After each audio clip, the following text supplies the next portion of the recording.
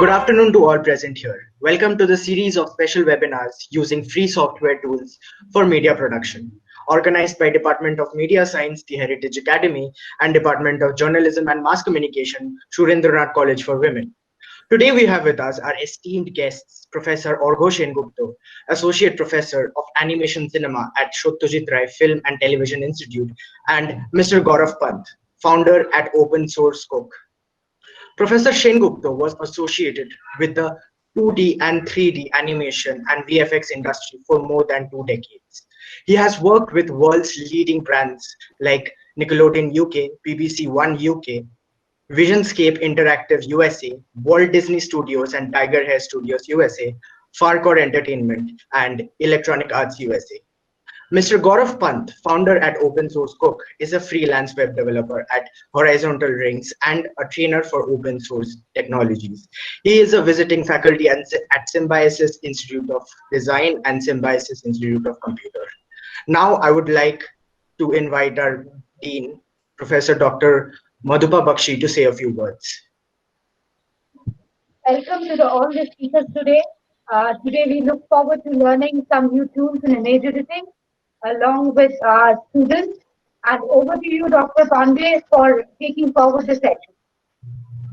I would now like to hand over the proceedings to Dr. Uma Shankar Pandey, Head and Associate Professor, Department of Journalism and Mass Communication, Surendranath College for Women.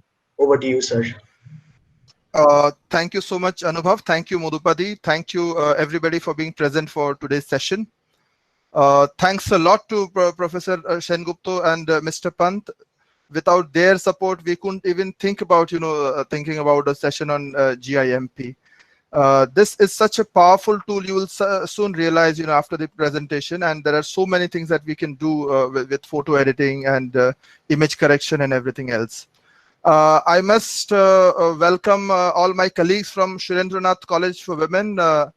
They have been the pillar behind this particular webinar, and without their support from our side, we couldn't have done anything. So Professor Shottobroto Paul, Professor Shabani Mukhopadhyay, Professor Ushoshi Sengupta, Professor Konka Mojumdar, Professor Otoshi Bhattacharya, Professor Jyoti Shao, and Professor Ananya Sen.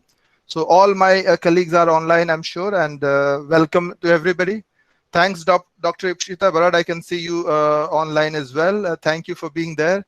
Without all your support, this wouldn't have been possible. So I can't, help keep thanking you over and over again. And we are extremely excited to, begin this session.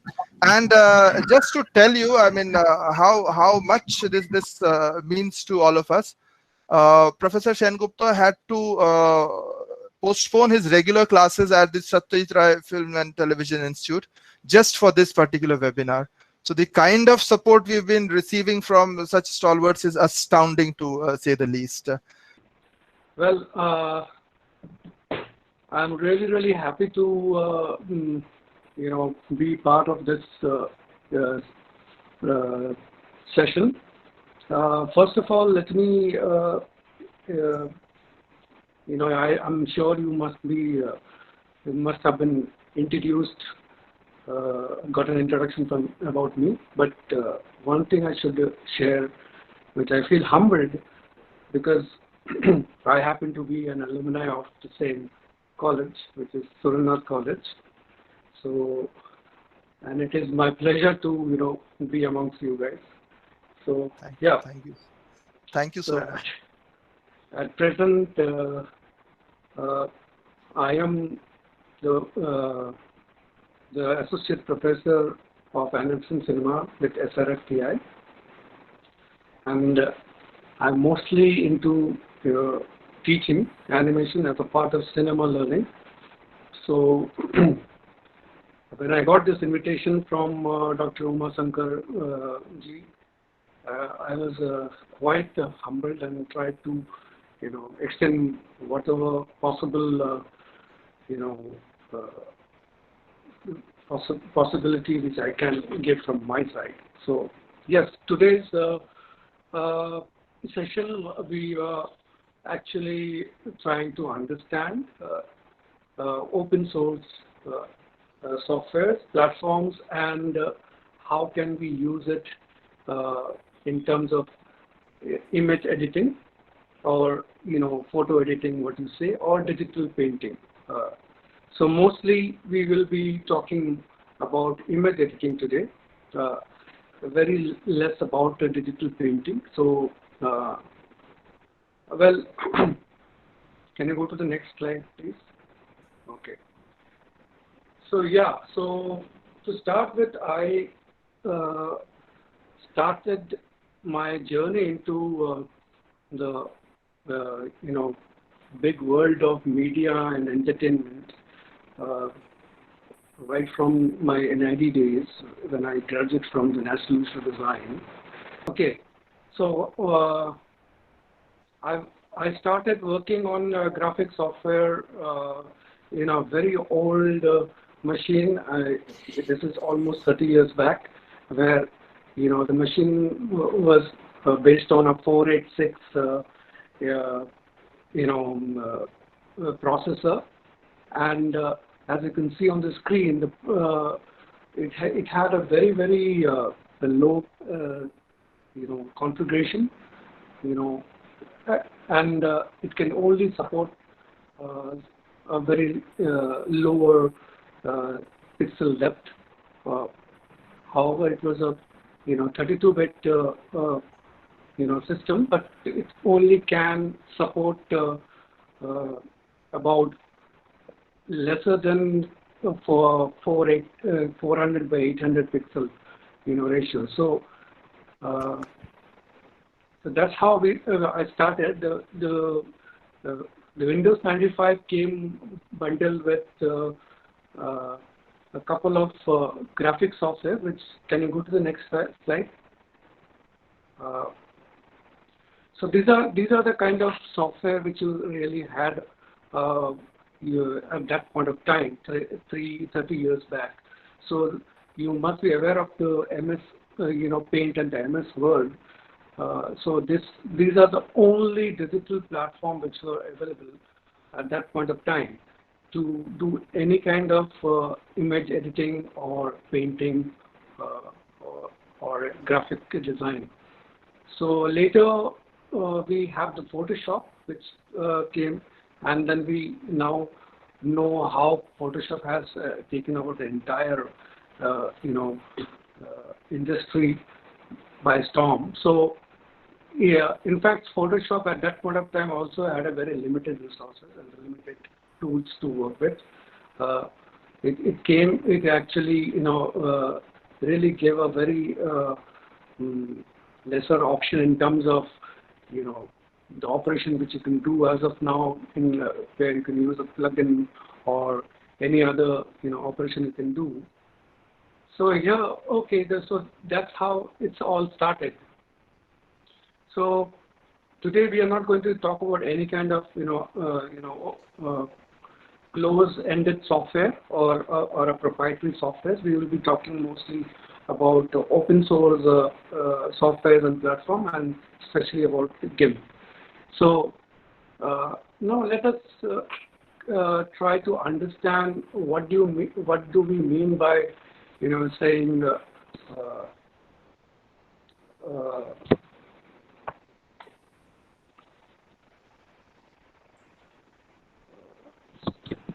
excuse me, I just got slightly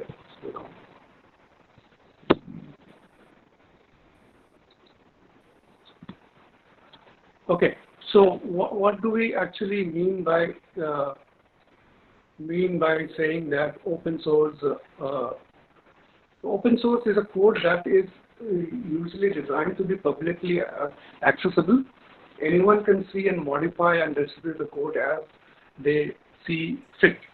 So unlike the proprietary software or closed-ended source this thing, so you have a team which actually works together, and then it is a very closed environment in which the program is developed, and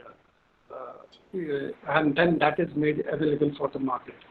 So while in open source, what you have is it's a collective effort towards building a program, and the open source software is developed in a decentralized and collaborative way, relying on peer review and community production. So in this, anybody and everybody is allowed to, access the code and get into the deep programming, area and try and modulate, manipulate, and use and do it to their own satisfaction. For instance, I can, open a file of GIMP, a program of GIMP, and I can go into the back end of it, and I can, customize it according to my preferences. I can code it through the language, and then I can make it customizable in terms of my own way, or I can add certain, features which I may feel deserve, or delete certain features from it. So that is not probably possible in a close-ended software or a proprietary software. So what are the good part of this thing? Open, as in it is free for everyone to use. You don't have to, really see into getting it. Okay, open as in over time, open as in usable and changeable. As I explained to you, like you can really customize account to use. Open as in access, open as in not closed. The code is not closed. Open as in any place in anyone. That means anybody can do it. Can you change to the next slide?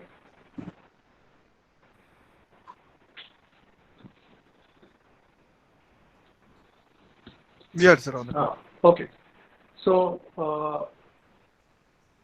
now, when we talk about open source versus closed source, yeah. So when we see it, you can see that there are some pros and cons in both. So when we come to open source, I think viewing, modifying, and source code of application is accessible, but in terms of closed source application, it may or may not have the access to view and modify. A release, open source gives you release to development to community involved in a very phased manner.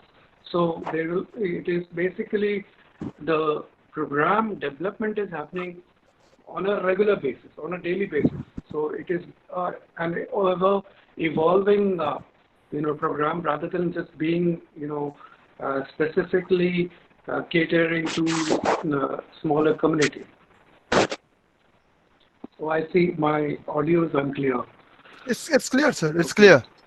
We can hear you clearly. Can you hear me now? Yeah, we can hear you clearly, very clearly. Very clear it is. Yeah? No? Yeah, it's clear, sir. Okay, just give me a thumbs up if you can hear me. Yeah, we can, sir. Okay, good. So, open source is also done in terms of there is no particular company or organization who does it, and it is a developer who does it. It's a coder, the developer who actually does it, and mostly runs on at a donation. It is on a funding and a donation. In terms of donation, it doesn't really have any commercial value to it. So while closed-ended or closed-source proprietary softwares are often controlled by large production organizations or companies, if I have to give you one example, so if you have seen a film which came quite maybe in the 2000, where it's called Perfect Storm. In that film, the Perfect Storm is based on a story of a group of fishermen who goes into the ocean. It's a story from the U.S. coast. So they go into the deep sea, and then they are caught in amidst a storm. So, and eventually they don't survive, and they really face the storm upfront. So while in the production of that film, the director initially thought to use special effects in terms of using physical water effects and visual effects at that point of time. But however, what was been looked upon is that neither of the software, proprietary software which they used at that point of time, were able to simulate water. So, or ocean waves, so realistically. So what they actually decided that it was given as a student in I think it's in MIT or Oxford, where the student was really working on fluid simulation. So, and then they took out that paper and then they worked upon the entire physics of fluid simulation, and then that fluid simulation algorithm was used in the program Maya. That time it was Alias Wavefront, so it was used in that software. So it is used in a very closed environment, and it is only used for certain purpose, and the development is not controlled by the end user. So the other thing is developer in the open source, the developer support and community help is really vast,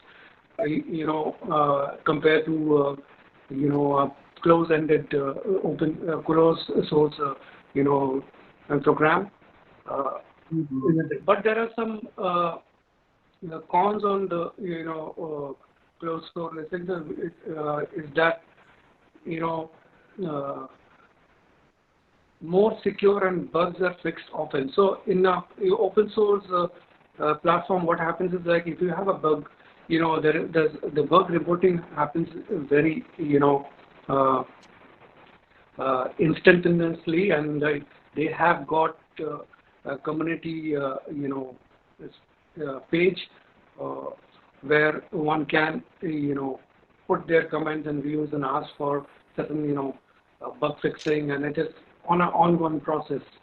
But in terms of the proprietary software, what happens is it's any releases, which new release happens, it often comes up really buggy, and it becomes very cumbersome to use on a practical level, and it takes a lot of time to get the bugs fixed. So most importantly, as we know, the greatest advantage we have about open source is that it's free, and anyone can use it. However, in a closed source, as we all know, that we have to buy it, either one time, that is a standalone version, or you have to pay a monthly subscription. So that's always a recurring expense which you might have to bear. So now looking at the scenario, today's scenario, and the kind of technological advancement we had over the period of all these years, today we are getting into a space where every aspect of our lives are getting into open source. So open source is getting more and more popular, and it is getting really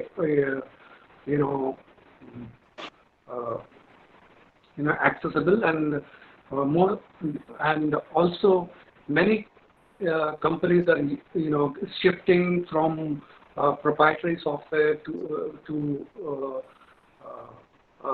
an open source platform. Yeah.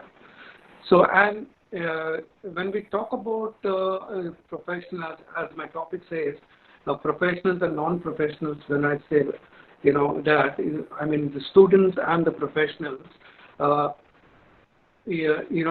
are at times that you are unable to really work on a project or on anything because you don't have the luxury to buy a product,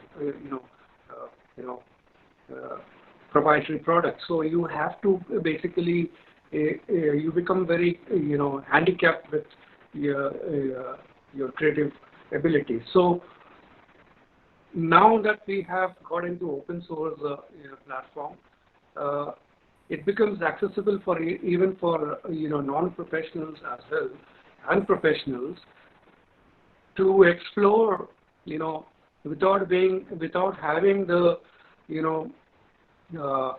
worry of whether I would be using a pirated or a cracked versions software, or whether the organization or the company will charge me in terms of violating piracy laws or whatever. So so all that could be taken into a challenge. So when we look into the criteria, what actually becomes and what consists of an open source, like what are the characteristics which actually can really tell us that this is an open source program. So one, the source code has to be open. Second, derived works. I mean, it is not only one individual's work. It is a collective, individual's, work.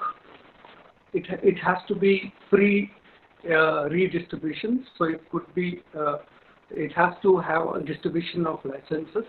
So anyone can access the license. Anyone can, work upon it. Integrity of the author's source code. So the first author who actually, put it across, there has to be a general integrity towards working towards the development process. License must not be restricted to other softwares.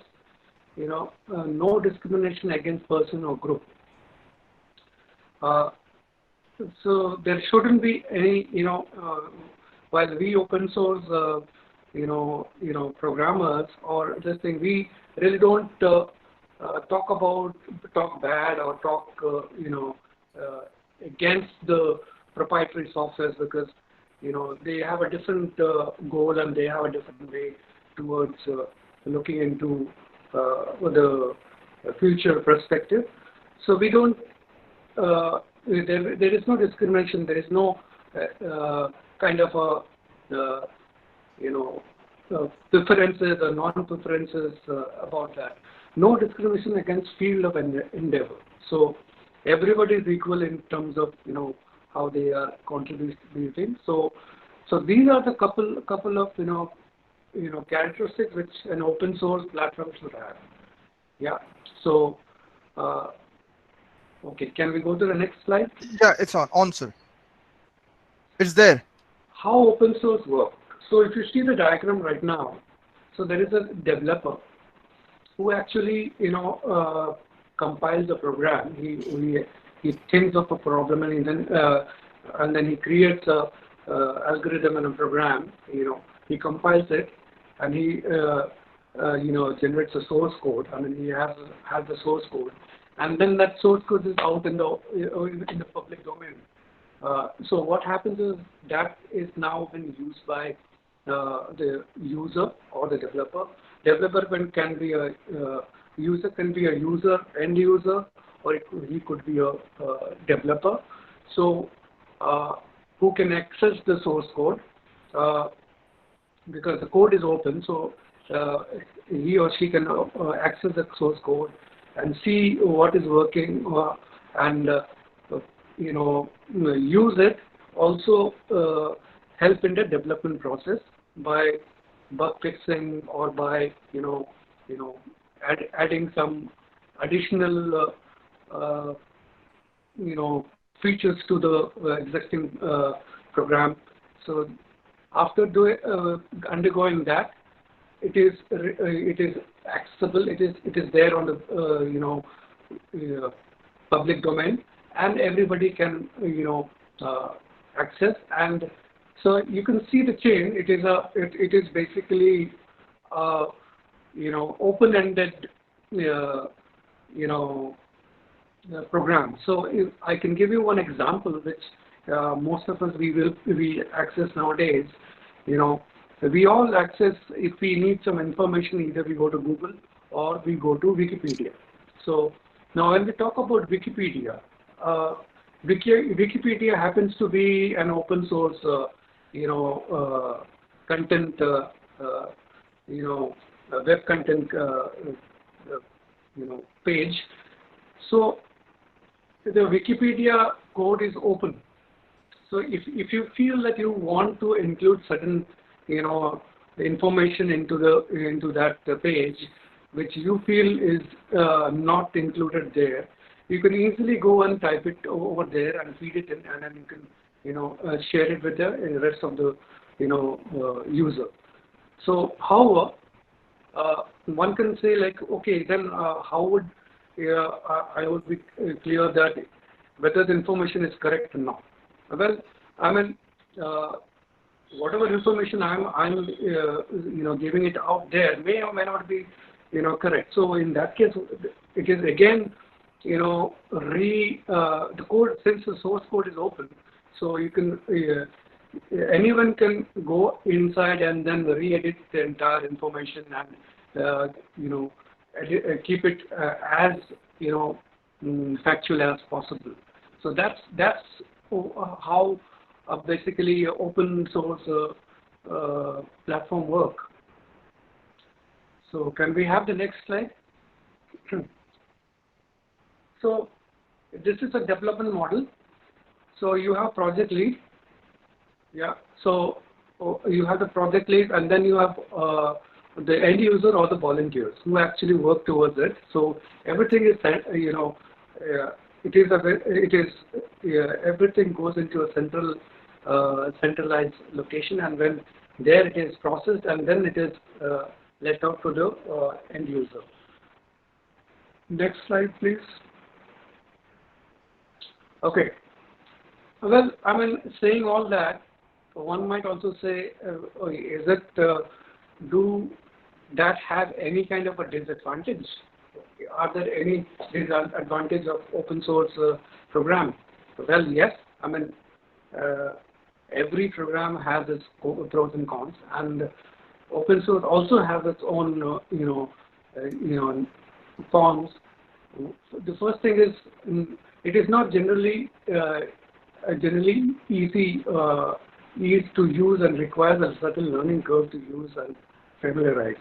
So since open source programs are mostly generated by a particular lead programmer, I mean, and then it is developed over a period of time, and a lot of changes happen, and those changes are not very user friendly as compared to proprietary software, because proprietary softwares are proper, perhaps they were running throughout many years and versions, and you have people have, and it got a proper schematism into it, and then people can follow that schematic view of it. So so it is I mean, it really takes a little while to break into the open source program. I can give you my example. When I was a hardcore Maya user, Autodesk Maya user, while when I came into this profession of academics and teaching, and I joined SRFTI, we are using open source tools to teach. So for animation, we use Blender and open source platform like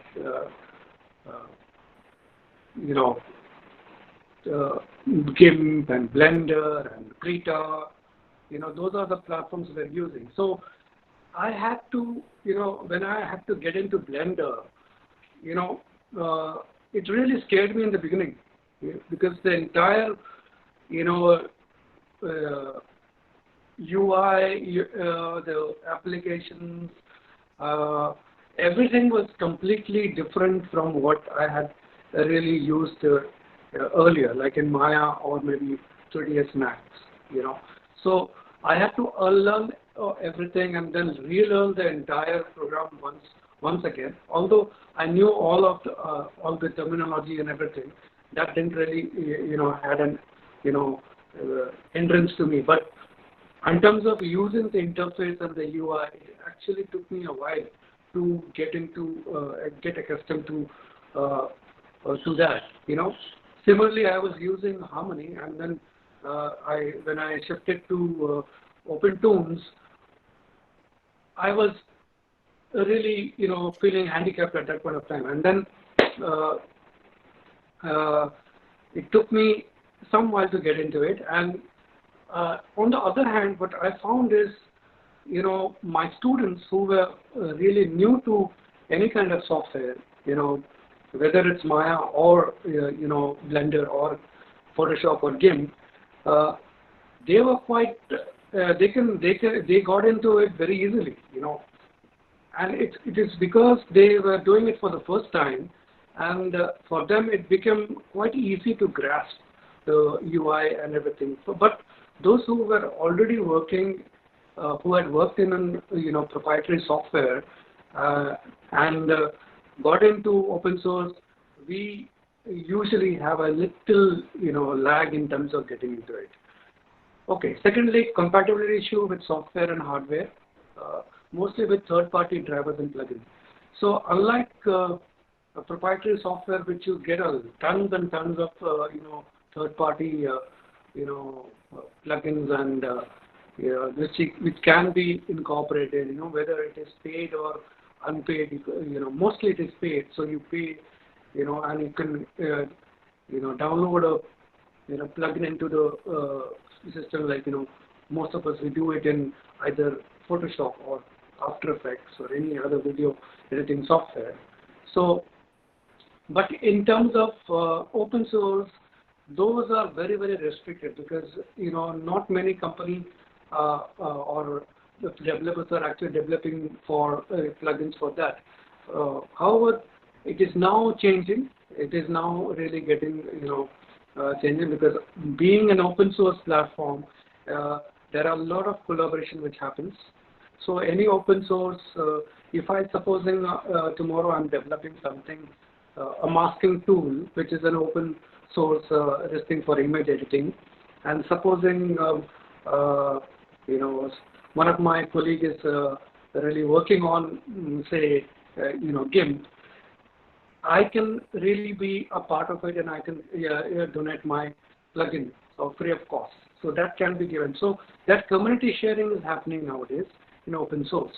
So, and the third point being, usability lacks merit. Documentation is not usually well written, and most often content is very difficult and hard to understand the instruction. So what happens is,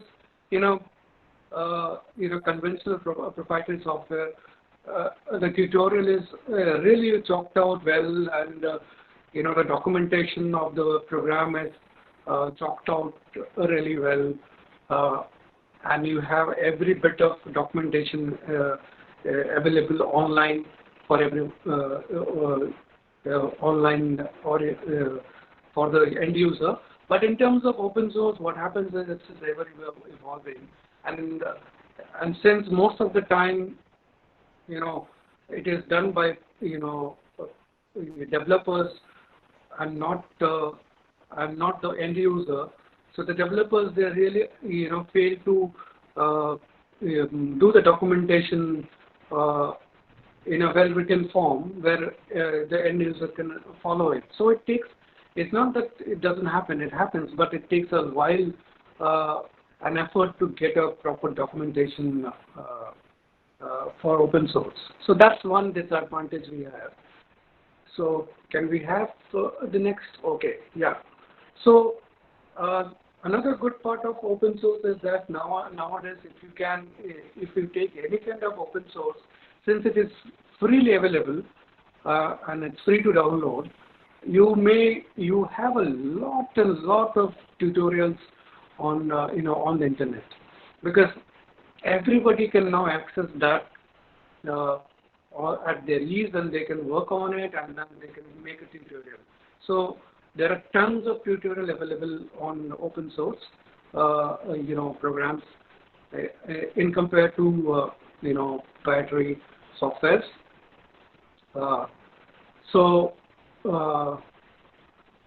Yes, there are some on the screen. You can see some examples of open source application system and languages. So I have listed a couple of them, but there are many more. I'm sure if you Google, you'll find a lot many more. So GIMP is one which we are today we are dealing with. Blender, OpenOffice, Mozilla Firefox, Chromium, 7-Zip, Eclipse.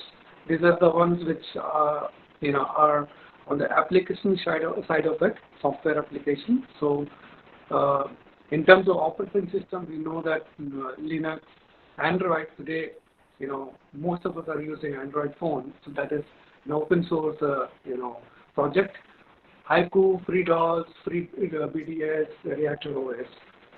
In terms of programming language, you also have Python, you have PHP, PHDL, Perl, Prolog, Ruby.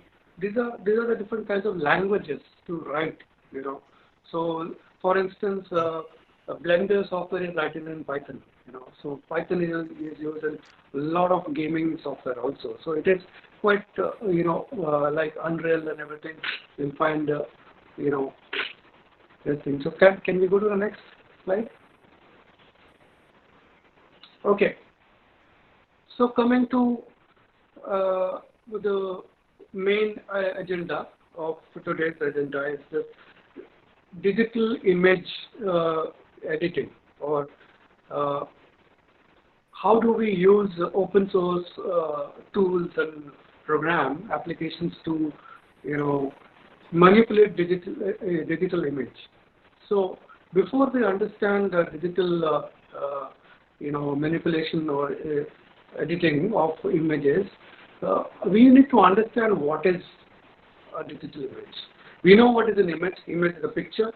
It could be a drawing, it could be an illustration, it could be anything physical. But what about the digital image? A digital image is an image composed of picture elements known as pixels, each with finite discrete quantity of numeric representation for its intensity or gray level, that is an output into two-dimensional function fed as input by its spatial coordinates denoted by x and y on the x and y axis respectively. So it's basically what it means is that whatever you're seeing me, you're watching this presentation on a screen. So the screen is basically the image which is formed is basically formed via many finite number of pixels. So that pixel together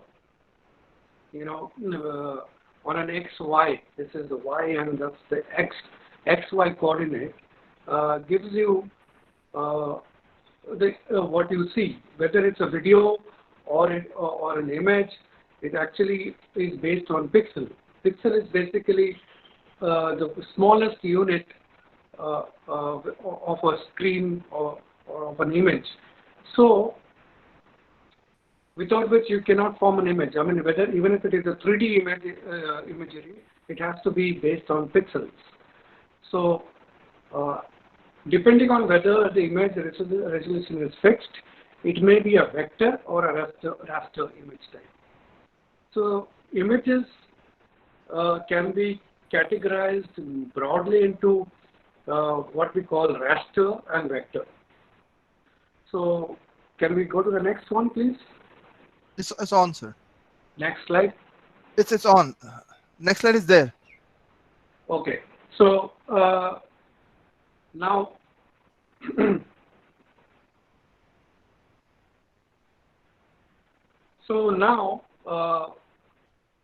what is image editing? Image editing encompasses the process of altering image, whether they are digital photograph, traditional photochemical photos, or illustration. So initially we were actually, doing it physically with photochemical. Now we do it with graphic software like GIMP, Photoshop, and whatever. So image editing is basically the art of retouching using tools such as Airbrush to modify photo or edit illustration within traditional art mediums such as color. For the photochemical photographs, you use color photo inks. Yeah. So before we get into, I can see a lot of, messages are coming that, so we want to learn about more about GIMP. So I would rather you will have this, session with the, expert on GIMP. But before that, I would really want you to understand certain aspect of image itself, so that you are able to, relate to it. So can I have the next slide? So we quickly go into something to look into different aspects like the raster and the vector images. What are raster images and what are vector images? Like raster images fall into a category where it is made out of pixel and blocks, individual blocks. The example being, file extension which have JPG, GIF, PNG, TIFF, and bitmap. They are common raster image types. In the internet, we use mostly GIF and JPG, and PNG, TIFF, and bitmaps are very, they are very data-heavy files. So those are not used in the internet. While vector images are not made of pixel, rather they are made out of mathematical algorithms. So hence it has a greater depth into it. So it doesn't really pixelate once you zoom in or go very close to it.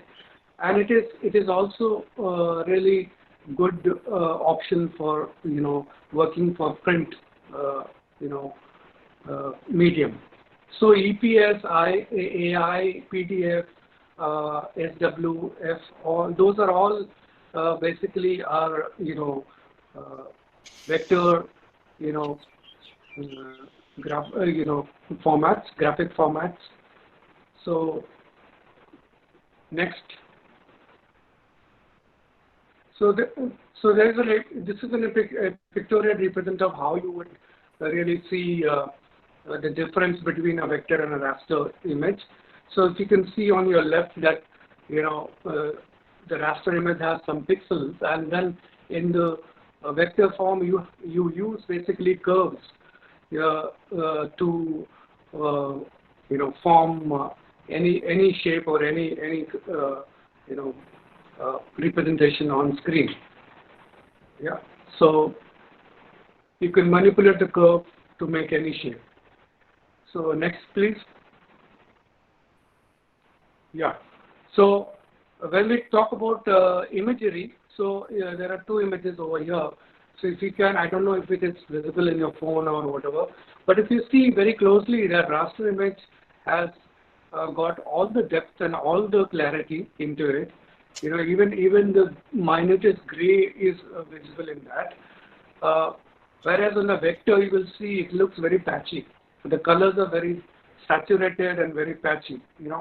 So the disadvantage of vector is that it often comes very, very solid in color. I mean, you cannot have a proper gradient as what you could get it in a raster image. So that's one advantage you have of using vector as of raster image. But vector graphics are mostly used as a part of clip art or used in a 3D platform or used in a print platform, whereas raster images are used for video editing, in film and feature, cinema, photography, web interfaces, websites. They use a lot of raster images. Yeah. Again, we see if we have to draw through both the options like raster and vector. Yeah, so pixel you can get a really what we call a smooth line or a blurry lines, blurry edges. So you can have a lot of smoothing effect or blurring effect in a pixel or a raster images. So if you're digitally painting something, so it will be easier for you to paint through raster brushes rather than using a vector brush.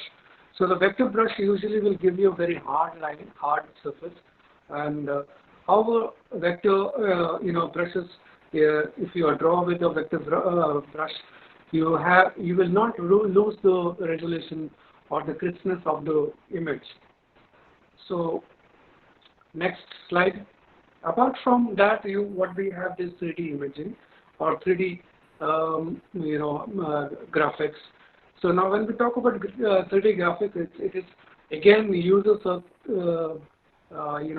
mathematical algorithm to inside a 3D interface to generate images on screen. However, when we take the output out, which we call 3D rendering or render out, it is always again then converted to a raster image. So so in a 3D environment, you're usually initially working with a vector platform where most of the models are either made out of spline or curves. So that's a mathematical algorithm. So and then when you are outputting it out as an output, that vector graphics which you saw on the 3D platform is converted to a raster image for us to do a video editing or just project on a screen or use it as a photo print or whatever. Okay, so vector images can also vector graphics can also 3D vector graphics, what we could call, can be also used can be 3D printed by 3D printing devices. So that's another thing. So next, please. Yeah. So a slight example of how we all know how 2D and 3D looks like. Next. So very quickly, let's go into some image formats and raster. This thing. So we all have been known this thing, but I'm just again going into it. Like raster has JPG is the or JPG is the most commonly used raster image format. We all, even the photography which we take, the digital photography comes into JPG format, and then it also, however, comes in a very also nowadays higher end camera gives you raw formatted files, which has a lot of pixel depth into it and color information. So in general, we use quite often use JPEG. PNG, portable network graphics, is again a raster format. The importance of PNG is that it has a 32-bit channel, so you can have a alpha channel out of it. So you may have seen in your on a web internet or on a Google, when you download a image with a checkered background, that means that is basically that image has got an alpha into it, so you can download, and then when you superimpose or layer into another image, it acts like an alpha channel, and then you can compose it together. So GIF, GIF or GIF or general image format is also used mostly used for internet, and it's the most lowest lossless image which you can get, and it is very light file which can be used in the internet. So you can use it without increasing much of the data space. So again, there is another format which BMP, or the bitmap format, is it's the oldest format which is available, and it is available right from the MS Paint days, where bitmap was the output. So most of the Windows graphics setup which you see, all the icons and all the UI graphics which you see are made out of bitmap. So it's not JPG or GIF or PNG. It is made out of bitmap. So the next please. Yeah. So the next format is vector. Vector images alternatively are more flexible, as we have already talked about, and I am just skipping through this, and I'm skipping through the 3D this thing also. Okay, image size and resolution. So image size and resolution is also one big aspect of image editing. We at times get into image editing software, and then we load a picture, and we try to do a lot of editing in that, add plugins, crop, paint, put effects, go into blend modes, all that we do, and then suddenly we find that it's when we look into it, it's getting more and more, what we call banding is happening, or pixelation starts happening, and pixel distortion starts happening. It's all because it all depends on what is the image size and what is the resolution you're working on. So these are quite important while doing image editing. So usually image resolution is basically, I have an example over here. Like, if supposing you have a file which is the size of 46 MB, that's the pixel dimension. 46.0 MB is a pixel. That's the size of the file. That's the data size of the file. So the dimension or the image size is basically derived in terms of pixel or inches per, or the millimeter, or feet. So foot, that is the kind of size. It's the length, it's the width and the height of the image. So that it can be represented down below the document size. So the document size really talks about that, and then the resolution is basically how many dots per inch you have, or the pixel per inch you have on the screen. The more dots you have, the more it is, more depth you have in the picture. So supposing if you have image which is 72 dpi, so it is good for to show something on screen. So if you are showing something on television screen, or also say to something you want to project it to the on a cinema screen, the pixel resolution is always maintained at 72 dpi. So even if you increase the dpi at that point of time, say you go to 150 dpi or 300 dpi, it makes no difference in terms of the quality. on the screen. It remains the same, so it only eats up a lot of data space. So, however, if you use the same resolution, which is 72 dpi for a print media, then you will have problems. You will have blurry, print, because for print you are using a physical mode to print through ink and laser. So you need more information. So for that, 72 dpi will not really work, or will help. For that, you have to increase the dpi, this thing. So you might have to go to 150 or 300 dpi to have an optimum print where you can see the image clearly. So keep in mind that, DPI or the resolution is quite important. Your image size is very important. Yeah. So, and then what is another thing which is important is what color space you're working on.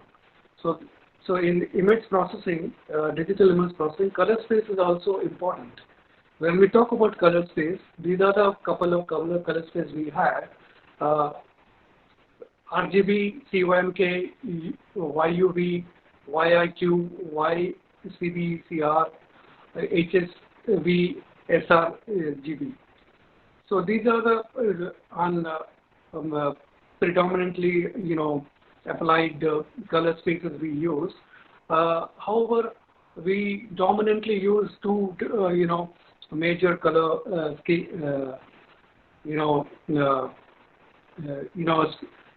space. One is the RGB and the CYMK. RGB is basically used for a broadcast. It is called the broadcast color. So it is used basically your television monitor or your, laptop monitor or your cell phone monitor, or your overhead projector or cinema projectors. They all use RGB, color, space. So they are all light color. Their color is formed as in terms of additive color, space where the colors are added together to form different colors, secondary colors. So that is color of light. So now the other thing which we use is a CYMK, which is basically predominantly used for print graphics. So anything which is printed in color, say a magazine or a photograph or anything printable, brochure or physically printed matter, we'll use the CYMK. So you might have just if you open up our printer's cabinet and you find this cartridge you use, which has like CM and Y written in there, and then there's a black ink. Yeah, the K stands for the constant. I mean that's not the thing. So K is for the constant. So these two are the color space we use. However, we have to understand that most often we have we used to have a problem. Now now the color spaces can be adjusted in the in a graphic editing software. So usually what happens, what you see on the screen, the color will not be represented if you print out the same thing. Say supposing you have a picture on the monitor and then you want to print it out physically. So if you print out, you will probably not get the same color what you are watching in the on the screen. So for that you have to calibrate your color space. You have to either go physically calibrate it, or you can also refer to something called color schematics, or we have the Pantone color schematic and all that. So if you open up any color swatch in Photoshop or any other program, so you will see this numbers written, code written out there. So those codes are basically are utilized for identifying the color space for CYMK, so which matches with the RGB color space. So understanding color space is also very important. So finally, let's go to the next slide. Finally, we need to also understand, which we will obviously go into the presentation, that what are the basic image editing tools. Predominantly, these are the basic, any graphic editing software, image editing software will have these many, whatever you see on the screen, will have these many, basic editing tools, like the selection tools, marquee, lasso, magic wand, vector pen, luminance, etc. The layer tool, which we have the background transparent, single or multiple layer, blending modes, masking layer, alpha channel, and paths. Image altering, tools such as scaling, orientation, cropping tools, cloning tool, etc. Then you have the image enhancing tool, which actually changes the color space and everything, where you have the sharpening and softening tool, hue, saturation, color processing tools, brightness, contrast, and exposure tools, gamma correction tools. Then you have the dynamic blending tools, the modes basically, where you have the darken, multiple overlay screen, etc.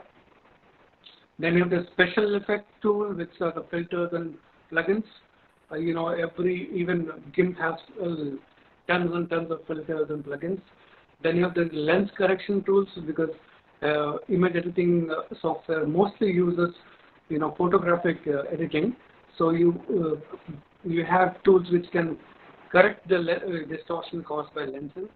So then you have the printing and output tools. So these are the sets of tools broadly you will find in a image editing software, whether it's open source or proprietary. So what can you do with image editing tool apart from just color correcting your image, or perhaps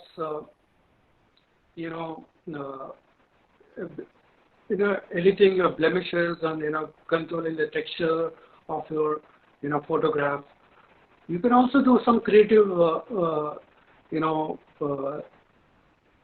creativity with it, like photo manipulation is one, where you can alter, you can mix match certain bits of pieces of photograph together or images together to create a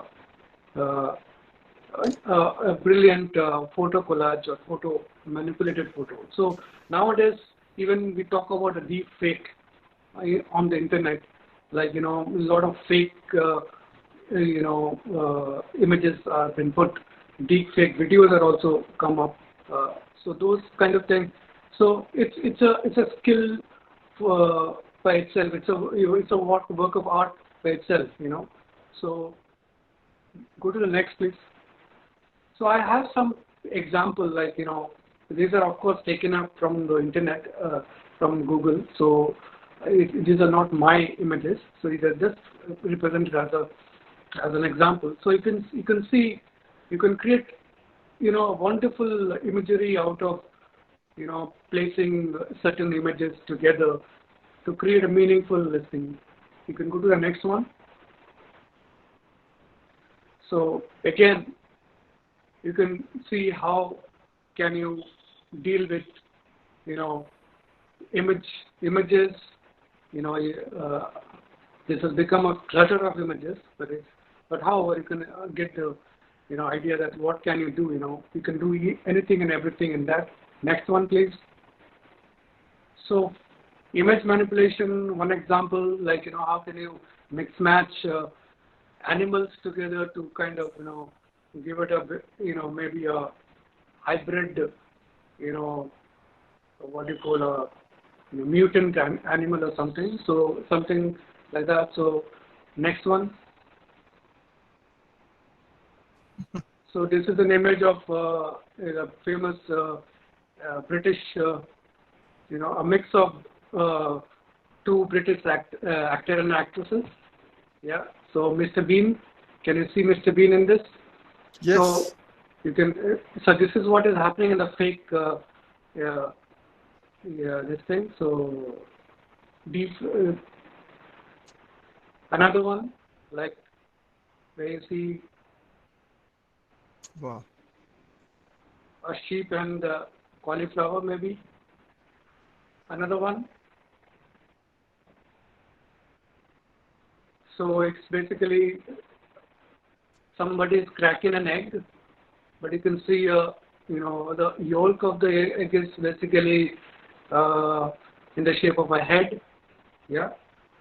So, and then there is this crate of eggs, and then you can see a doll peeping up from inside, as in depicting the yolk of the egg. So, I mean, you can go endlessly into, doing digital photo manipulation.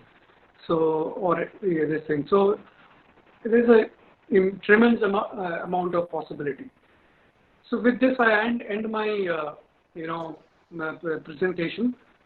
So, I would rather want you guys to get into the interface and try and understand the platform, open source platform, yourself. That will be, what you will enjoy the most. So thank you again for having me here. And I hope you enjoyed what I had presented today. And over to Dr. Uma Sankarji. Thanks a lot, Professor Sengupta, for such an enlightening session. It has been a master class for all of us, and we've thoroughly enjoyed. We've learned so many things. We've used image editing tools in some form, but there were so many things that we didn't know, and we all feel enriched after this session.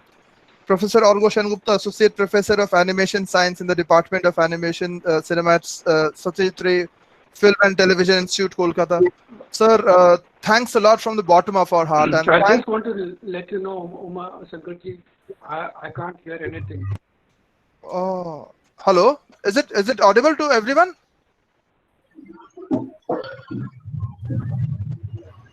Yes, audible. Is it audible? Audible, Hello? audible, Okay. audible. Yes, sir. Okay, so I must thank Professor Sengupta again, for such a wonderful presentation. I now hand it over to Shri Gaurav Pant ji, and he's a very renowned free and open source software practitioner in the country, and he is joining us all the way back from Pune. I can't thank him enough because he will be conducting 2 sessions in this webinar series. So we'll have him again on Friday for the Blender series. Thanks again, Professor Sengupta. Now I have the pleasure of welcoming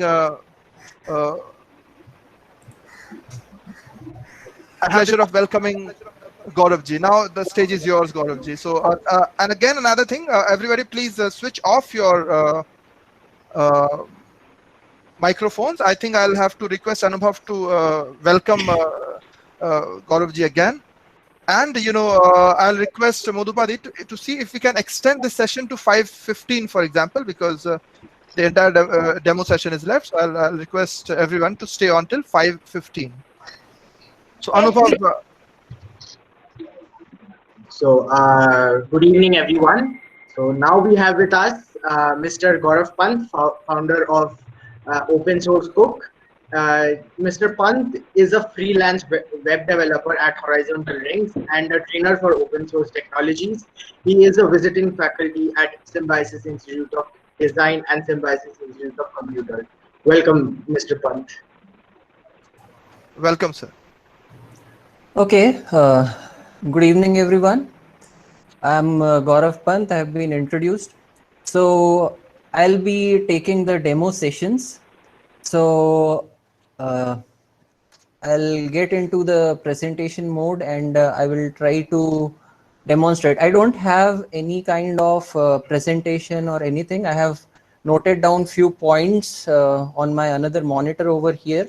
So I'll be looking at those points and I'll discuss those points, as well as I will straightforward go ahead and demonstrate most of the things on the GIMP screen itself as far as possible. I hope all of you will be able to see that. I'm also assuming that everyone can hear me clear and loud. So just if someone can confirm that. We can hear you very clearly, sir. Okay. So before I proceed, I just want to talk about a small incident that took place. See, I have been an open source user since year 2000, and I have not used any kind of proprietary technologies since then. And today also I'm using a Linux machine. The machine which I'm using right now is already 5 years old. It's a i3 with a 6 GB RAM. I can do my basic animation on that. I can use Blender on that, though it's not so powerful for it. And I can also use GIMP on that. So open source softwares have come a long way, and there is a lot of misconception about that. In fact, this is a very huge topic, and I'll request Dr. Uma Shankar if they can arrange a talk about open source and how it really works, because there are a lot of misconceptions relating to open source. But since today's session is about GIMP, I'm not going to jump into the open source part. Otherwise, it is one of my lifelines, and I can just talk about that throughout the day. Anyway, so the incidence is what in college. Sorry, in the college, one fine day a student comes to me. Though I don't teach GIMP professionally as such, I teach web development and Linux. So this student comes up, as he knows I do some kind of graphics works, and he asks me, "Ki, sir, I want to do something XYZ." And the person used Photoshop. So I told him how it is to be done. So I just told him it required some concept of usage of layers and alpha channel and something to get his work done. So I told him, ki bhai, add a layer, decrease the alpha channel, and do this. I told him 5-6 steps. This guy goes back, comes back in 5 minutes, and he says, "Sir, ho gaya. Aap to Photoshop expert ho." So I told this guy, "Baba, I am no Photoshop expert. I use GIMP, and that is the only software I have used for image editing." He did not agree that day with me that I have never used Photoshop. He said, "You have used Photoshop because whatever steps you said, they exactly worked over there." So I kept on telling him, "No, it's not," but he did not agree. He still thinks that I am a Photoshop expert, though I am not. So what happened at that time is I talked to the guy in terms of terminology and not in terms of a product. I didn't talk in terms of GIMP. I didn't talk in terms of Photoshop. I talked in terms of terminology. So once you talk, study, or teach something in terms of terminology instead of as a product, of course, keep in mind you have to use a product for learning that. But once your teaching becomes product centric, you become locked into that product. So that day, I also got an interesting idea that whenever I'm going to talk, I would prefer to talk in terms of terminology. And once you do in that way, you will not be bound to any single product over there. So with that, I would like to get into the GIMP part, and I will share my GIMP screen over here, and we'll continue with those things.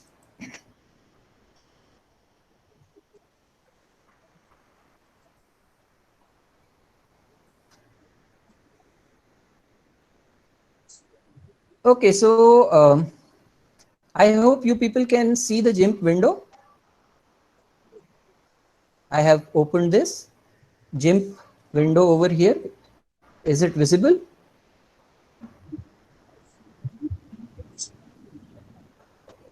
It might take some time for you people to receive that. Yes, sir, it is visible. It's very clearly visible, sir. It's on. Okay, fine. So what you see right now here is a GIMP window.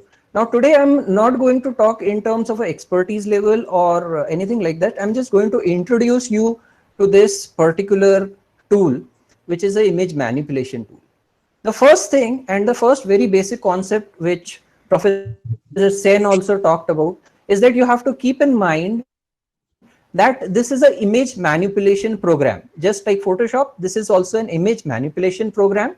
And you are not expected to create an image into this, but you are expected to edit an existing image into it. Though it is not a rule by which you are bound that you can only edit images, so you can mix, crop, and do a lot of things on the images to get a new effect onto that.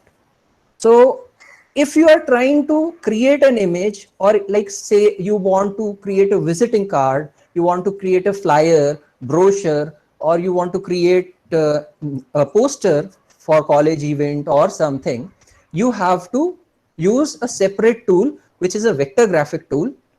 From there you make these kind of things, which is fairly easy and suitable. Once that is done, once your final image is ready, a basic touches and other things can be done into the image manipulation program. So primarily this is an image manipulation program, as the name suggests. Fine. So you work with an existing image. Okay. Now this is GIMP. Now GIMP is not a new program, and this was first launched back in 1996. So you can see it is almost 24 years now. The program is 25 years old, and it has come up to a very good level. So let us start with this GIMP. Now, if you start GIMP, two things can happen. Right now, what you're seeing over here on my screen, this is called as a single window interface. Okay. Single window interface means your toolboxes, the options of the tools, and other things all show up in the same window. If your screen comes up broken into pieces, that means your toolbox is coming separate, the layer box is coming separate, options is coming separate, and basically you are getting different boxes for different kind of things. The first thing that you need to do is you need to go to the window, and you have to select the single window mode. Okay, the single window mode gives you this kind of screen.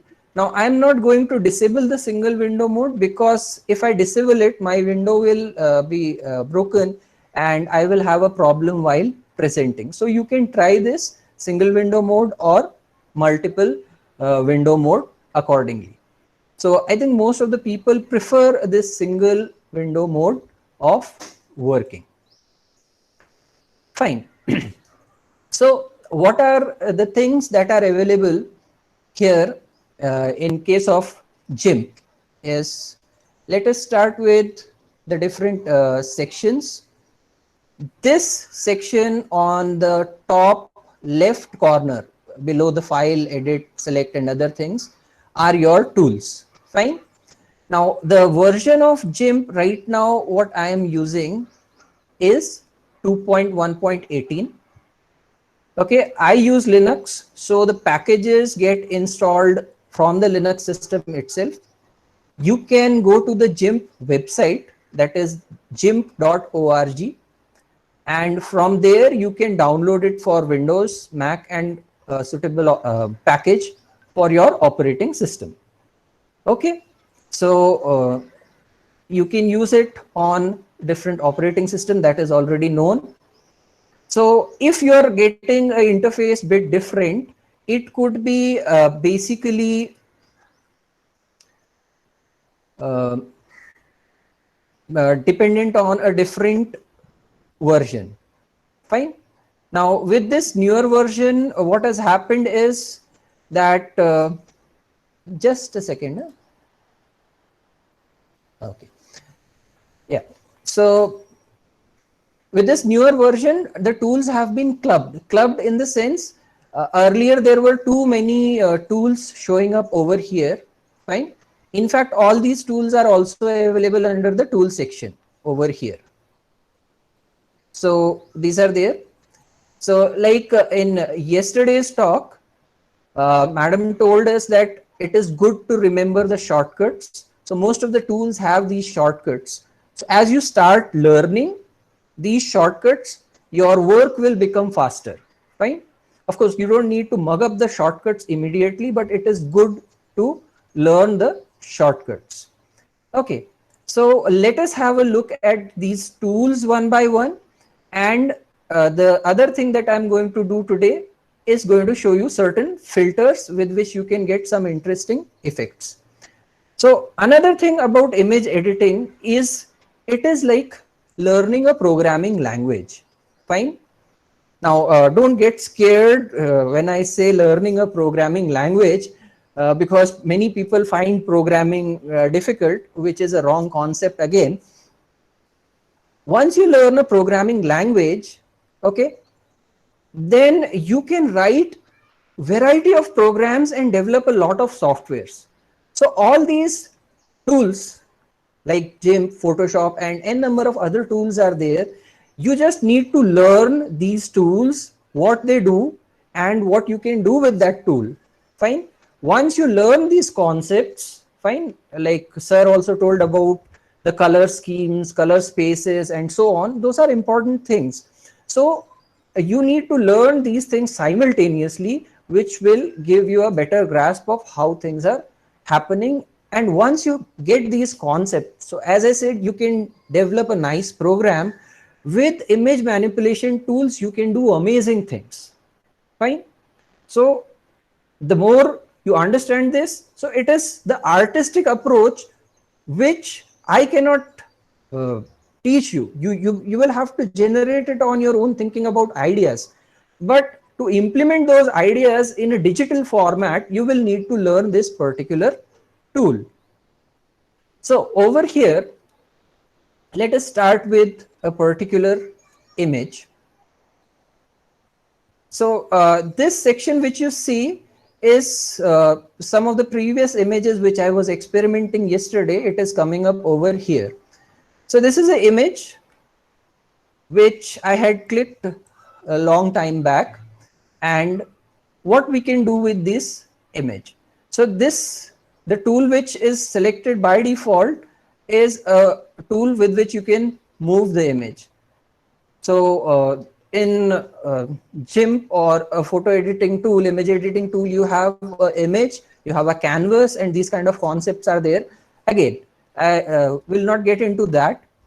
So the first basic tool that you might want to learn would be the selection tool. Fine. So there is a rectangular selection tool, elliptical selection tool. So if you want to basically cut out a portion from the image or copy a portion and use it somewhere else, you need to use a selection tool. So here this is a rectangular selection tool with which I can select some section of the image. So this section is now selected, and if I do some kind of work, it will be limited to this. Or most probably I just want my image, I want this section of the image I have selected, and hopefully most of you already know the Control C concept. So Control C is making a copy, and here in GIMP there is a shortcut. If I press Shift Control V, it will create a new image with this selected part. So see here. So this selected one which I had created is now over here as a new image, and whatever images I open are available in the tabs over here. Fine. So this is now a separate one. One very important thing that I would like to add at this point is when you are working on these kind of programs or any program for that, please keep a habit of saving your images or saving your work time to time, because you spend a lot of time doing certain thing, and if something goes wrong, all your work will be lost, and that is really frustrating. I have gone through it. I have learned it in a harder way, so I can just give you the example that what you should do over here. Okay, so if today I am not interested in saving anything from here, but as soon as you do, you should save your work, file, save. Okay. Now, when you save an image, you will notice that the extension is XCF. Fine. So XCF is the GIMP's extension for its file format. because when you will be using the concept of layers and other kind of information into this, it has to be saved as the GIMP internal format, that is XCF.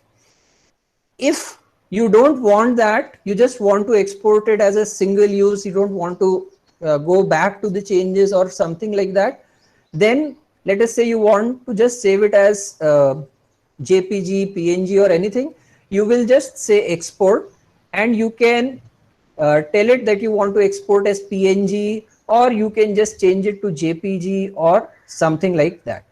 So when you export it, the image will be exported as the other format. But if you are doing a lot of work, fine, where you will be using filters, colors, layers and everything else, then you should always save it as the GIMP project or XCF file in the GIMP's native format. Okay, so this is your selection tool, rectangular selection, elliptical selection. So it gives a elliptical selection. You can press Control to get a circular selection and other kind of things. So these things are for your selection part, and there are other concepts like you can increase the selection, decrease the selection and so on. So these are two selection tools. So if you keep your cursor pressed on it, you can go between this, or if you remember the shortcuts R and E, they are for the selection part. Okay. When you are on the selection tool, or rather whenever you select a tool over here, down below the tools, you will get this particular box, which consists of all the different settings. Fine. So I'll just show you one interesting setting from the rectangular tool of the settings, that there is a fixed width, fixed size I want, or aspect ratio you want, fixed width, height and so on. So fixed size. So I want to cut a fixed size area of 400 by 400 pixels. Fine. So now what happens is, when I try to click somewhere, it will give me a box like this, and I can select a fixed area. Fine. So each and every tool has its different options which you can look into, and you can get more benefit out of that tool. So every tool has a lot of interesting detailing which we need to slowly learn. So again, keep in mind, you cannot become an expert on any of these tools in a day or something.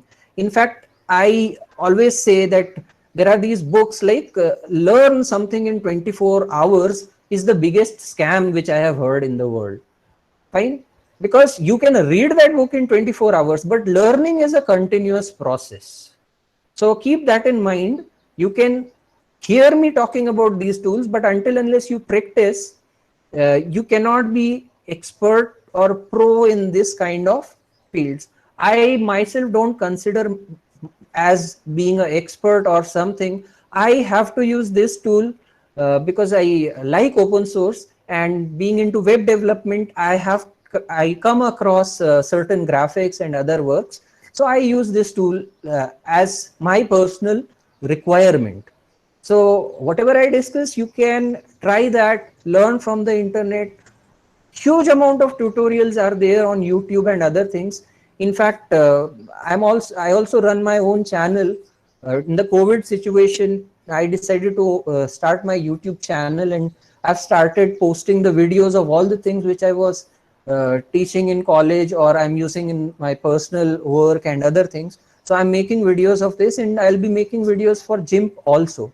But you can still go ahead learning GIMP. There are a lot of beautiful videos. I have also learned from these videos a lot. So that is there. Learning is going to be a non-stop process. Okay, so this is the selection tool. Then next, let us come to this scissor tool. There are three types of scissor tools. Free select, which is what we call as lasso. You can just make a selection and anything any kind of selection is possible from this. So a random kind of selection you can do with this lasso tool.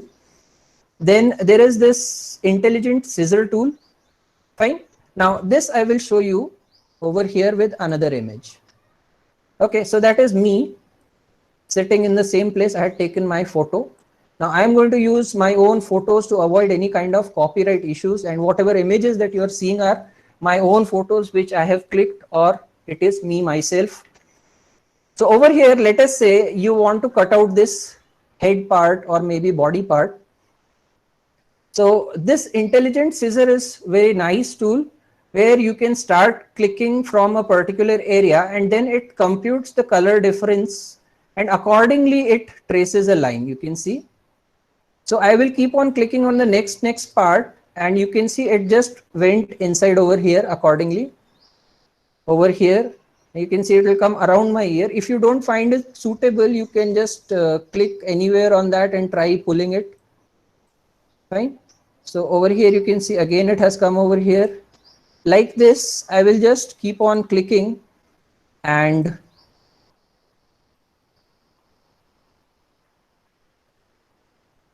so I'll just click on the last one and press enter. So now you can see I have selected my head area or my face easily. Now I can crop it and maybe again shift control V and I can face it, put it over here, and maybe I can add some background or something else to this part. So this is the intelligent scissor tool. So this is a tool which allows me to make these selections much more easier. So you could have actually tried selecting it with the lasso tool, right?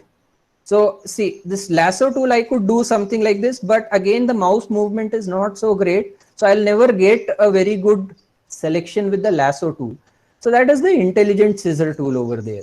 Fine. So this is another selection tool that is available. Okay, so what is next in this, in the tool part is this is a fuzzy select. Fuzzy select is basically it selects on the basis of the colors, nearby colors. So if I click somewhere, it will select similar sections of the color. So this is also a possibility of fuzzy select. So when I do a fuzzy select and if I keep on pressing shift while that, you can see a plus icon coming up. So that my selection is continuously getting added. And here if I go to select and I say remove holes, you'll find something interesting happening is it has removed certain intermittent selections that took place. So I can try running it again. Hopefully it will remove more of them. So this is a fuzzy selection and similar to the fuzzy selection, it's select by color. Fine. Both are a bit similar, but I'm not going to go into the second one for the time being. Okay. So I'll use this cute little doggy over here as our reference because this guy looks more interesting. Okay, so this is a crop tool, very simple tool. If you want to crop the image, crop image means your existing image will be cropped. So when I make this selection and I press enter, the image gets cropped to that particular section. Fine. Keep in mind, it is not resizing. I am cutting off the remaining area and this is cropped. To tell you in terms of simple understanding, when you send an image on WhatsApp, the similar symbol comes up, right? And you crop the image of the part and then send it across. So this is the crop tool and basically it crops. And also keep in mind, I'm using the standard shortcuts like Control Z, Control S, Shift Control Z for redo, undo, and all those things. Those are very common. So most of the softwares have these things very common. So you really don't need to learn a very new thing. Basically, there is a saying by someone, minds are like parachutes. They work only when they are open. So you have to keep an open mind that, okay, I am getting this wonderful tool for zero cost and so much of interesting support videos and everything, that too also for free of cost. So why shouldn't I spend some time learning this wonderful tool which I'm getting with the help of my fellow people. So that is also an interesting thing. So until unless you keep your mind open, you will not be able to get into the learning process. And it really doesn't matter who is taking the videos. Sometimes I have seen people don't like listening to the videos from younger people, but there are a lot of people by kids in 15, 16 years of age or 20 years of age. They have made wonderful videos and demos, trainings for all these things. And I do a regular reference of this. So you should never be hesitant of learning these kind of things from different people. Anyways, so next I have this set of tools where there is rotate. I'm going to skip rotate because this just rotates your selection or image. So keep in mind, okay, I'll just demonstrate to you quickly that when I make a selection, the tool works on the selection. And if you have no selection done, then it works on the complete image. So over here, I have selected the rotate. And when I click on this, rotate, so it is going to work on that particular part. You can see this, it got rotated. Of course, you can manually rotate it also by grabbing and doing the same thing. And once your work is done, you can say rotate and it gets the final rotation over there. So that is there, rotate. And in these tools part, we have rotate, scale, shear. Shearing is basically this kind of effect you can get on the image. This is called as shearing. Fine. Then what next we have? You can flip the image. So this image will be flipped. And if you press Control, the image can be flipped in a vertical manner. Fine. So there is no different one for horizontal flip and vertical flip. So default it is horizontal. Press Control, it changes for the vertical flip. Again, there is a Prospective tool. This is quite interesting. Okay, I'll just take my head over here for the Prospective tool. So how does this Prospective thing work? I want to change the way I am looking at something. Fine. So this is the Prospective part of it. So you can play around with this and get it adjusted. Fine. So if you are into engineering or something, you will understand Prospective. How you are looking at something, that is the Prospective view of it. Then what else we have in this tool? There is a 3D transform tool also. Now this will make it look like it is being transformed in a 3D way. That means like you are holding a photograph and you turn it up, down, left, right. So that kind of effect you are going to get. So you can see this. Now I'm lying flat with this particular arrangement. Okay. So you can try it. And so now this makes me look like I have held the photo, I've turned it around and something like this. So this is your 3D transform tool. This is quite effective if you have some kind of text and you work upon that particular text.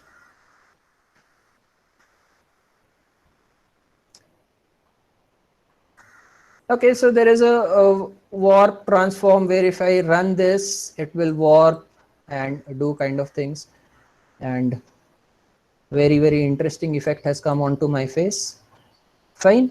So this is what happens in a cartoon fight and people end up like this.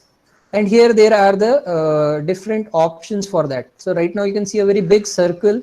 I can change the size of this and you can see I can effect it in a different manner. So primarily, let us say you have an image and you want to give it a, it's an image of some lake or something, and you want to give some waves. When you took the photograph, there were no waves and you want to give waves. So you can try using this tool to add certain amount of waves into that. So again, this is a tool. So I am giving an example that you can add waves, but it's up to you how you can utilize it. Like, fine, maybe I could use it to do a certain amount of change over here. and it looks a bit different. Of course, since I'm doing it in front of you, you get a feel, you know that the changes are done. But if this image is given to you like this only, you will probably not know that I have made some changes over here. So that is the wave tool. Then there are this is a bucket fill tool, gradient tool. Like over here, gradient allows me to add a gradient somewhere. Okay. Fine. For this, what I need is, now I need the help of a layer. So what is the concept of a layer is like, this is one single layer. You can think of this as a plastic sheet where my face has been drawn. But now I want to add a color, but that color has to be behind me. So I will have to add another layer from this layer section, and I'm going to add another layer. And that layer I will like to, okay, anyway, I'll just leave it as normal. And this layer has been added, and this is a transparent layer. Right now this layer is above me. So if I, let us say, take a gradient and put it like this, what has happened is the gradient has covered me, but I wanted this gradient behind me. So I will have to select this layer and I'll move it above this layer. So this, now I am somewhere in a rainbow or something like that. So this is the use of layer, and keep in mind, these are now, you can say, two separate images, one on the top of another. Just because this layer is transparent on which my face is, these areas are transparent, you will see the background. So this way you can have multiple layers with different kind of transparencies, which is the alpha channel. And that way you can have very interesting things. And layers is a concept that you will really need to learn in terms of image manipulation when you are going to actually go into image manipulation part. Okay. Next, there are this paintbrush, pencil, airbrush, ink, and so many kind of tools. So airbrush, when you select any of these brushes, you can select a different kind of brush from here, and then you can spray paint. Okay, I think I missed one basic is how you take the color. So these are the color palettes over here. You can click on that and select a particular color. Fine. So once I've selected the color, you can just spray the color over here on this. You can see slight red. So spray paint is a concept. If you keep on coloring at one part, it will get darker and darker. That is basically spray painting. Fine. So once this is spray painting part is done, let us go to the next. I'm not going to get into the details of this paint, pencil, airbrush, ink, and so on. Then there is this eraser. This is one interesting tool that I want to do. There is a clone tool. So it has 3 clone tools. You can try looking into it, but I'll take the heal tool to show you one interesting thing from this particular image. What is the heal tool basically it does is I'll have to select a brush type from it, and from here I'll take a bit bigger size of the brush like this. Fine. Now I hope everyone can see here. This is a very nice picture I find, and it is almost all natural except for this car being shown over here. Fine. So what I want to do is I want to get rid of this car.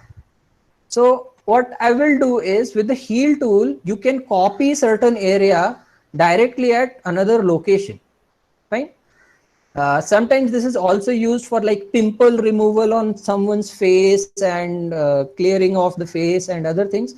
So first I'm going to control click on the area which I want to copy, and you can see a circle is formed over there. Now I'm just going to click over this car area, and slowly what's going to happen is this car will be covered with this similar part.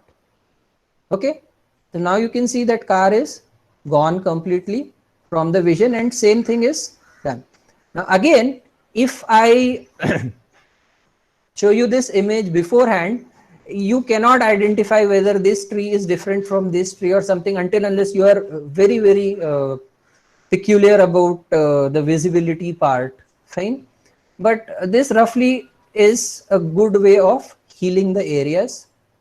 Another interesting trick that I did was, like, you get these kind of messages in WhatsApp and on all social media.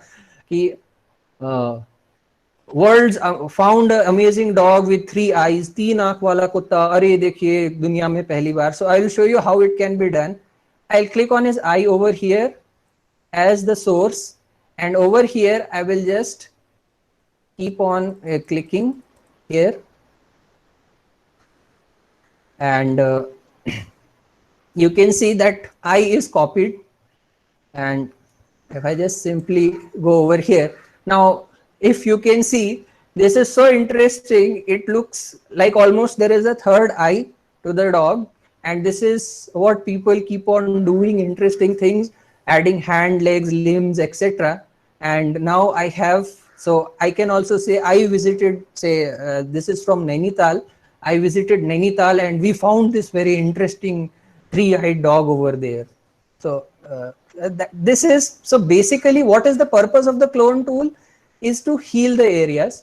But this is something which I used it in a interesting and imaginative manner. So that is apart from the basic usage of the tool, and I have a tool and now I can use it in some manner. So the tricks that you develop over a period of time are something different. Okay, so now I will leave the other tools, basic tools over there, and I would like to talk about the filters that are there. What are the filters? Let us have a look at it.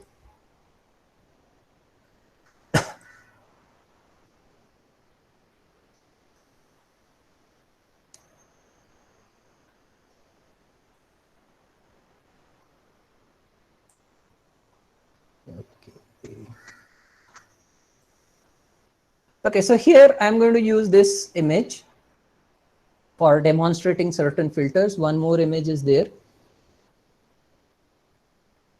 which I would like to use is, yes, this one.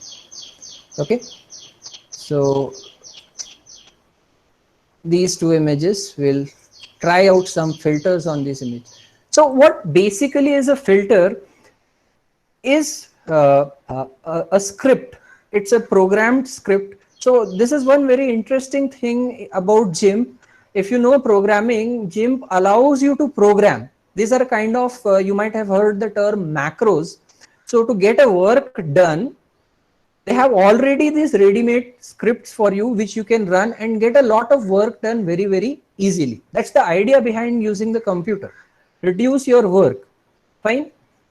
So these scripts are there to get the work done.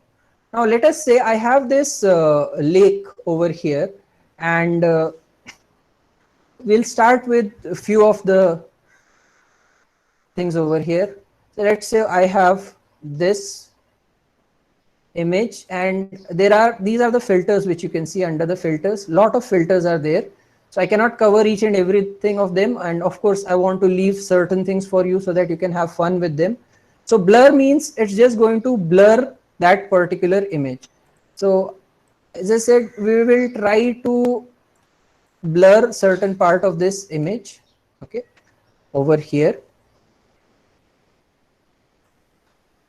So from blur, there are different kind of blurs based on different kind of algorithms. I'll just use any of these blurs, and over here the area will be blurred on the basis of this radius, and few other options are there.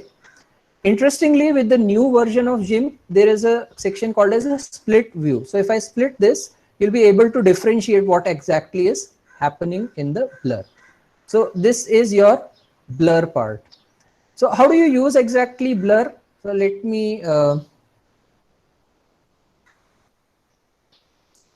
let us say you want to make an advertisement.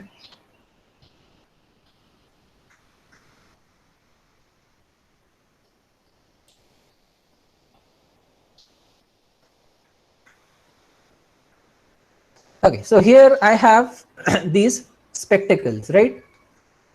So I'll copy this and place it over here in this particular image. And I'll add it as a new layer. Fine. So this spectacles are there. So you might have seen this advertisement. So what I will do is right now I will just use the free hand because I don't want to spend too much of time. So let us say this is one of my lens over here, and I want to demonstrate, and you might have seen this in advertisement, how clear it looks from our glasses. So we'll assume this is the glass part, the lens part, and this is without the lens. And over here I will run the blur filter, and we will just blur this area. Okay. Just a second, sorry. So what has happened is I need to blur the flowers, right? So I need to be on that particular layer. So again, let us go for the blur part. So we will just blur this area. This is another blur that I'm using. So we'll roughly blur this and say okay. So now what happens is this becomes a kind of advertisement or image editing where I want to use it for advertising, that this is what happens without glasses and with our clear vision glasses or something like that you want to demonstrate. Now similarly, I would like to demonstrate one more effect onto this, that is a lens effect. So since this is an advertisement for lens, so probably you might want to demonstrate a lens effect. So under distort, there is a apply lens. Fine. So over here, I can change the lens's refractive index or something, and I can say okay. So when you see this image now, this is a lens effect that I have added into the image. So it looks like, yes, something is there. So, or you can see if you use someone else's glasses, or if you don't use prescription glasses, you might get to see the world in a wrong manner or something like that. So that is your blur effect. Okay. Next, I wanted to take a lot of effects, but I will take another effect that is under light and shadow called as the supernova effect. So let us say you took this photograph and now you want to make it look like a sunset or sunrise, whatever you want to say.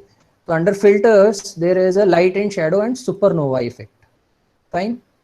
So this is the supernova effect. I can set it where I want this. Okay, so this looks a nice location, and I will change the color to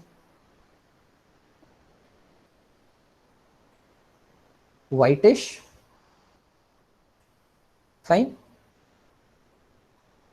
Or bit yellowish color. Okay. And there are a lot of other things. What should be the radius of this, and number of spokes, and so on. So dependent upon how natural you want, you can play around with this. And you say, okay, now I have a sun. So again, if this image is presented to you just like this, you might feel that there is some sun over here. Similarly, now I want some waves in this area. So again, now I'm going to wait just a second. I will select. So all these things require a lot of time, but for this demo part, I'm just doing it in a random way right now. So I've selected this, but if you wanted waves on all these, you could go ahead and filter, and there is a waves here. There is a waves thing. Yes. So if I run this, you can already see the waves are coming up, but it is, so you could set certain waves, set the center, and other things. You can play around with this. So you can see slight effect of waves. Since I have not done the selection properly, it is not a very immediate correct effect, but it requires patience and a bit of more precision to get it done. But now I have a bit of waves on this. If it is done properly, it's quite difficult to identify that yes, there have been waves. So similarly, there are light and shadow effects. There are artistic effects. Let us say, okay,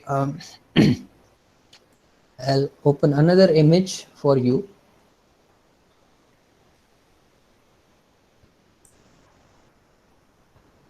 Okay, so this is me and my wife visiting Nainital, and I want to put it as a photo frame, and I want to give it a very interesting effect. So in filters, there is a decor effect, fine, and I want to make it look like an old photo. And I'll just say, okay, I'm not going to play around with any of the settings, but make it old photo. Fine. So now these things which you see over here, this is where a bit of processing power is required. But if you have a i3 with 4 GB to 8 GB RAM, you can easily work with GIMP or image manipulation programs. So this is a photo effect. And another very interesting effect that you can add into this is, suppose you want to show this as a page of a book. So there is a page curl effect. Okay, filters, distort, and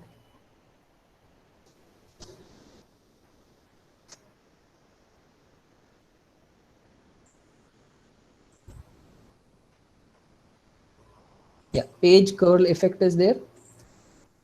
So here you can decide which corner you want to curl. I want to curl this corner and something like this. Okay. So this is a page curl effect which you can get. So if you have like two images, one another in the background and this one another over here, so you can get a page curl effect. Again, you can have filters like, suppose you want to give a filter, see someone is looking from a glass, behind a glass, and that's a what do you call it, mosaic type of a glass.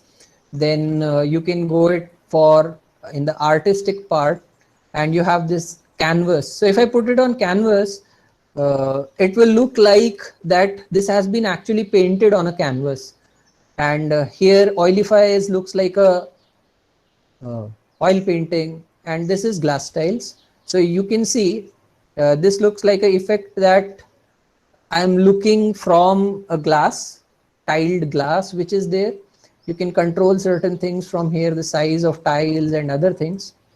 And you can say, okay, so finally you get this particular effect.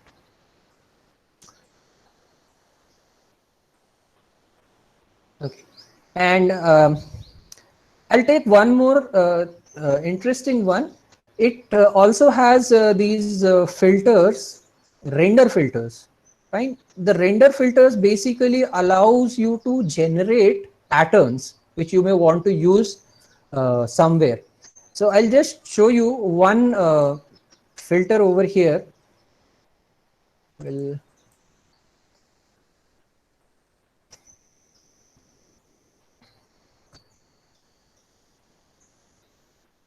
and we'll fill it with black color. Where did it go?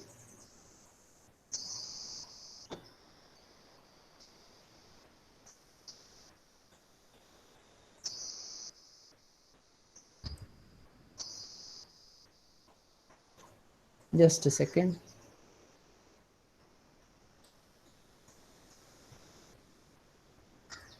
Yeah. So this is also new for me. They have clubbed these things, and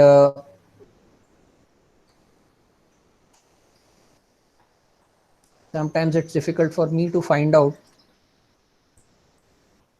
Okay, so I just wanted a black background, and over here I am going to use a flames filter. Okay, flames over here, and you can generate amazing smoke kind of effect from this. Fine, you can play around with certain things over here, and when you say okay, you should get some effect. So this is some smoke kind of effect or a random effect. You might have seen many places people use these kind of things. Fine. So usually you can say it's a kind of a galaxy or something like that, dependent upon how you interpret this. So this is there. Okay. So yeah, so this is a basic overview that I wanted to give about GIMP. So there is more power and other things as you start learning about the concept of layers, masks, how to select certain things, and it is most importantly, it is about improving your skills by using the software, learning from different you can say different tutorials online. Take up some project, ask someone for how you can actually work with this. So the concept of being pro or basic user and other things, it's just a concept. Fine, you can always be professional, and you can always work with this. No one is stopping you. That's my site and other links.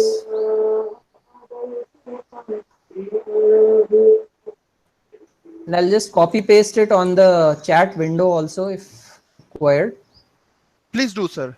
Thanks a lot, Mr. Gaurav Pant, for such an engaging session. And, a Yes. combination of a scientist and a, humorist. You added so much humor there, it's really very, very pleasant. And, everybody enjoyed so much. And within a space of less than an hour, we almost, got to know as much as we could, about the GIMP. So all congratulations and thanks to you, sir, for all your support and all your help, sir. With this, we come to an end to this seminar. I would like to thank our guests, Professor Argha and Mr.